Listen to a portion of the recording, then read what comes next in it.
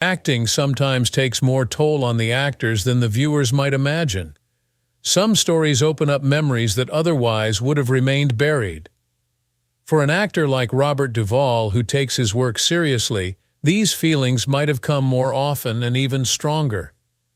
Just recently, he spoke about one story that has haunted him to this day, establishing links that the story has to his own personal experiences growing up. To get a clearer picture, let's take a brief look at the life of this icon.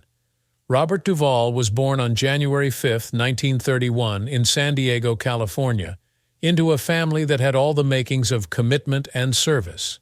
His father, William Howard Duvall, was a career naval officer who rose to the rank of Rear Admiral. The professional background from which he came instilled in young Robert an early understanding of discipline and duty. His mother, Mildred Virginia Hart, came from no less a distinguished family, since her father was Abraham Lincoln Hart, a brigadier general in the Confederate Army. Duvall's life, therefore, started on firm ground with military discipline and Southern culture, elements that would mold his personality right from his childhood. He was the second of 3 sons, and during his early childhood years, he had to face the agony of constant changes on account of his father's profession in the Navy.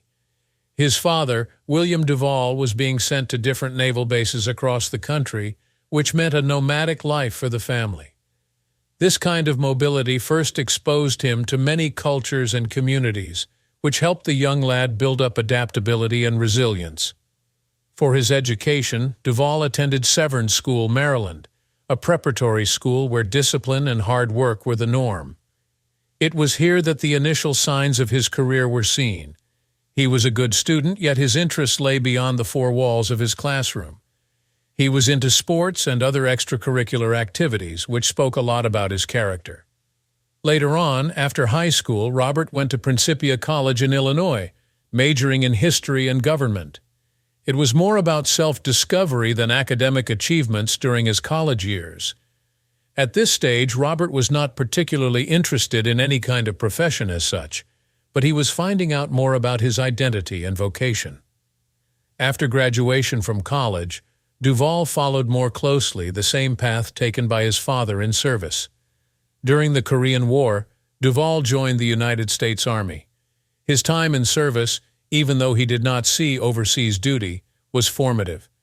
He spent most of the time at Camp Gordon, Georgia, then later in Maryland. He served 2 years, and his highest rank was Private First Class. The values of discipline, camaraderie, and endurance were instilled in him even further as part of this experience.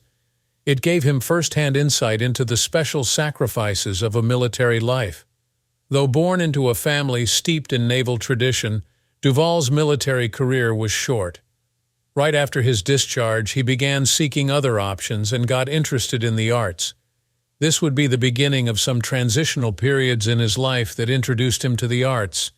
The transition was not immediate and not quite direct. This plunge into a world so strange and intoxicating meant a shift to New York City, where artistic and cultural activity seemed to pulse at every corner. It was then that he entered the neighborhood Playhouse School of the Theater, a decision that would change his life. Neighborhood Playhouse was known for the Meisner technique, which is a certain way of acting based on truth and authenticity. It was here he started to train his craft under the tutelage of Sanford Meisner, probably one of the most renowned acting teachers. He needed to stand up to his vulnerabilities out in the open and bring them into performances. Soon after he arrived at the Playhouse, Duvall found friendship with would-be actors like Dustin Hoffman and Gene Hackman. Through this period of mutual struggle and ambition, these men were unsure about their futures in the performing arts. Meanwhile, during this time, Duvall had to work all sorts of odd jobs to make ends meet, which included clerking, driving trucks, and janitorial services, all of which testified to his resolve and hard work. Each one added texture to his character and set a base upon which his approach to acting would stand. Despite all the financial complications and uncertainties in his path, Duvall never gave up on his dream. He proceeded to act in theater, often in small roles that gave him scope for experimentation and learning. From a regular and disciplined life in the military, he faced a capricious life as an actor. And it was only this very experience that allowed Duvall to bring something special into his performances. Of course, this gave him a naturalness and depth that worked well on the stage and later on screen. Discipline instilled by his father, combined with emotional insight studied and experienced, provided the bedrock upon which Duvall would build his career.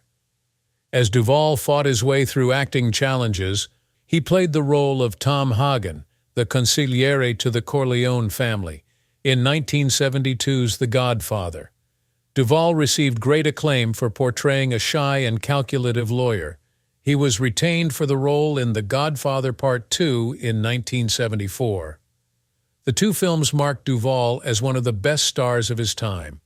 These iconic films earned him great critical acclaim, including a nomination for Best Supporting Actor for the character in the first installment. The Godfather series surely goes down as one of the most celebrated works in his career, and to this, Duvall's contribution was immense. He could perhaps have played some other landmark character in his life in the movie Tender Mercies, playing Max Sledge, a broken country musician praying for redemption. This role ensured much deeper participation with his self-vulnerabilities covered up, but it resulted in a silent yet unbelievably powerful act in all general performance. His performance earned him the Academy Award for Best Actor, a true testament to the depth and sincerity he brought to the character. In 1979, Duvall headlined The Great Santini, a film that would become very personal for the actor. He played Lieutenant Colonel Wilbur Meacham, a domineering Marine pilot whose relationship with his family, particularly with his son, is severely strained. It was a character with an authoritarian personality and had problems communicating with his family, which reflected Duvall's life, having grown up with a strict military father. This was a role that allowed him to explore the complications of such relationships, informed by personal history in a manner that moved audiences and critics alike. That role earned him an Academy Award nomination for Best Actor and cemented his reputation as an actor of uncommon nuance and emotional depth. The later stages of his career were lined with numerous great performances both in film and television. Later in the movie Apocalypse Now in 1979, he took the role of Lieutenant Colonel Bill Kilgore, and he received yet another nomination for an Academy Award, this time as Best Supporting Actor. Perhaps his line, "I love the smell of napalm in the morning," was one of his most memorable ever, a trademark of the power his work exerted upon popular culture. Duvall's capacity for giving complexity even to the most common character creations was well explored in this performance.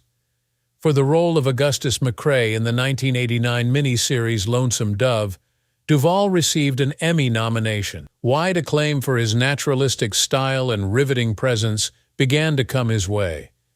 His beginnings in the theater were very much a learning experience that contributed to his growth as an artist. He welcomed the challenges of the profession with the same resilience that had pulled him through his childhood and military service. It was through sheer persistence and steady belief in his potential that he came to have one of the brightest careers acting America has ever known.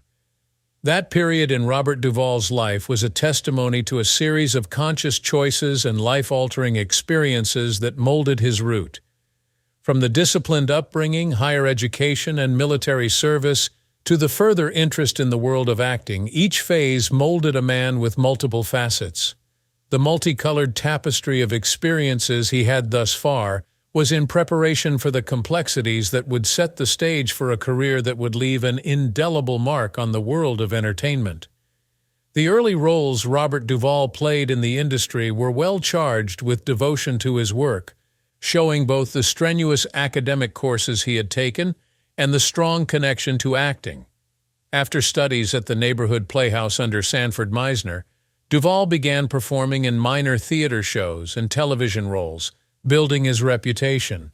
Early on, his attempts at cinema had been marked by an innate determination to fill his characters with full-blooded humanity, even when he played minor roles. In 1962, he found one of his first major leading roles as Boo Radley in the screen version of To Kill a Mockingbird.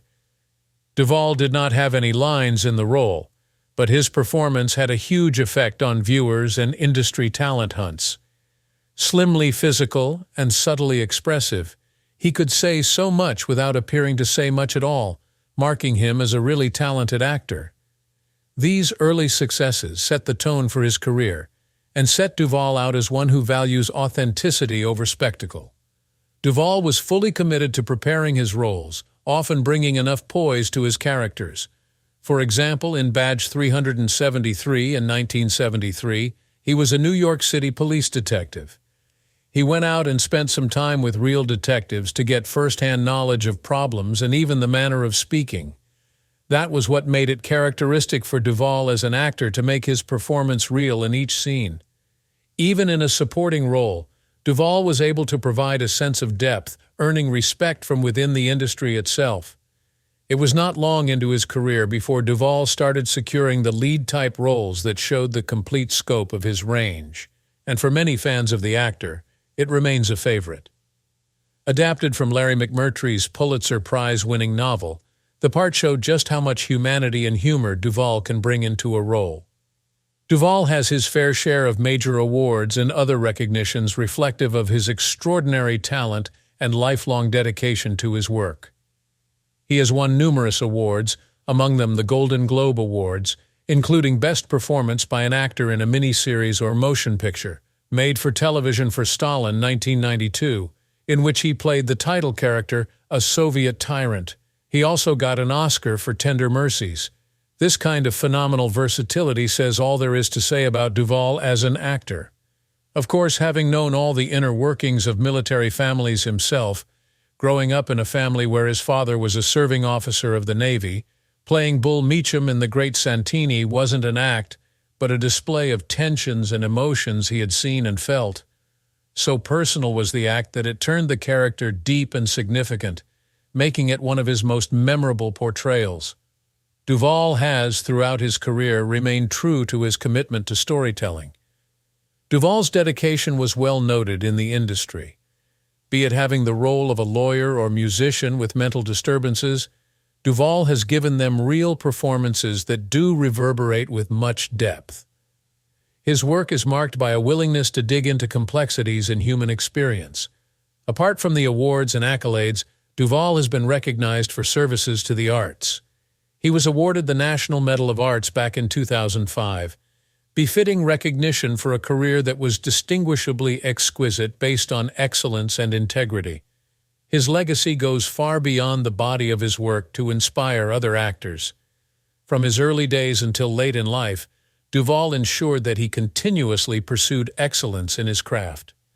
His performances have entertained and shed light on the human condition with ease, easily allowing him to take a place among the greatest actors of his generation. With his work, Duvall has made authenticity and dedication the cornerstones of enduring artistry, leaving indelible marks on film and television. While Robert Duvall had a brilliant career, his personal life wasn't that secure. He has been married numerous times and doesn't have children to look up to. With every new, sometimes self-destroying relationship, there was a fight within himself that made his time grow heavy, probably affecting his insight as an actor. Along with all this chaos that raged inside Duvall's person, his face stood serene in service for issues dear to his heart and concerns away from the industry. Duvall married 4 times, and each had its own peculiar way of breaking up. First, Duvall was married to Barbara Benjamin, an ex-dancer he had met on the set of To Kill a Mockingbird. They married in 1964 and stayed together for 10 years until the relationship finally ended in divorce in 1975. Though their marriage began very promisingly, it eventually collapsed under the differences in private traits and the load of tensions brought by Duvall's swiftly progressing career. In 1982, he married actress Gail Youngs, which also turned out to be short-lived, ending in divorce in 1986. The marriage brought out the problems of dealing with relationships in the exacting world of Hollywood where professional and personal lives often get interwoven. Duvall then married a 3rd time to Sharon Brophy, a dancer, in 1991. This relationship also ended in 1996 after several years of conflict. Yet despite those failed marriages, Duvall finally found a companion in his fourth and current wife, Luciana Pedraza, a much younger Argentine actress and filmmaker. They met in Buenos Aires and married in 2005. Their relationship has been deeply fulfilling, with Pedraza sharing Duvall's passion for the arts and charitable endeavors. Their relationship has, in a way, steadied a life that was earlier filled with ups and downs of relationships. Another important fact in Duvall's personal life is that he does not have any children. On this he spoke many times, speaking with sincerity about his challenges with being able to have children. This has resulted in a narrative very different from most of the family structures his professional peers have established. In their place, much of Duvall's energy has gone to his work, his passions, and his philanthropy. Beyond his personal life, Duvall has managed to make his voice heard on quite a number of issues reflective of his interests and values. He is first of all interested in problems relating to Latin American culture in general and tango in particular. Secondly, he likes supporting initiatives as a form of celebration to promote heritage. Everything concerning tango for Duvall is not just simple entertainment, due to his outstanding fascination with Argentinian culture, a country about which he has always spoken so marvelously. Also, Duvall's charity work goes beyond that, covering other cultural causes. He also supports charities that help to take care of veterans. This most probably can be because Duvall grew up in a military family himself and spent some brief periods in the army. He had always felt thankful for the sacrifices put forth by the servicemen and women, and through charities and various events that support the cause of recognizing veterans, he showed his thankfulness and gave his appreciation to the vets. Not only that, but Duvall's philanthropy extends to include environmental conservation and the preservation of rural land. He owns a large estate in Virginia, to which he has retreated in recent times and adopted a more low-key and natural lifestyle. Attached to the land, he has supported efforts that would preserve the rural landscape and support sustainable practices. This work echoes his belief in the balance between progress and preserving natural heritage.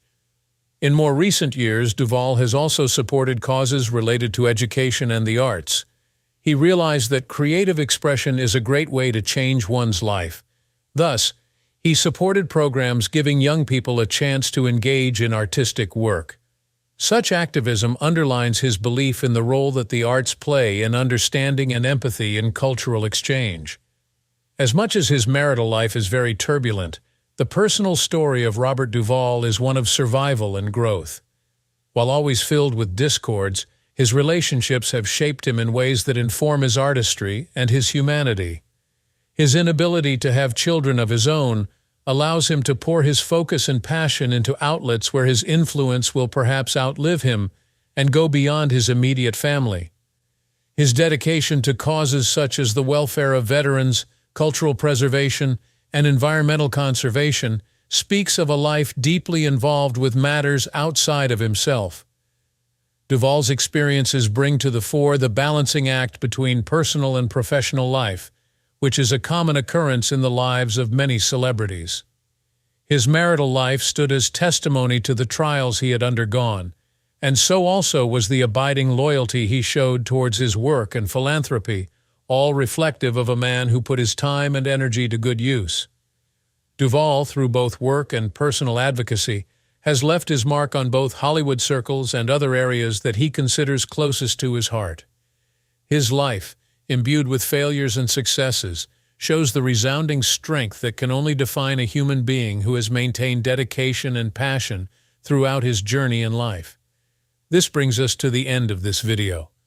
You can check out other videos we have on the channel, and we will see you in the next one.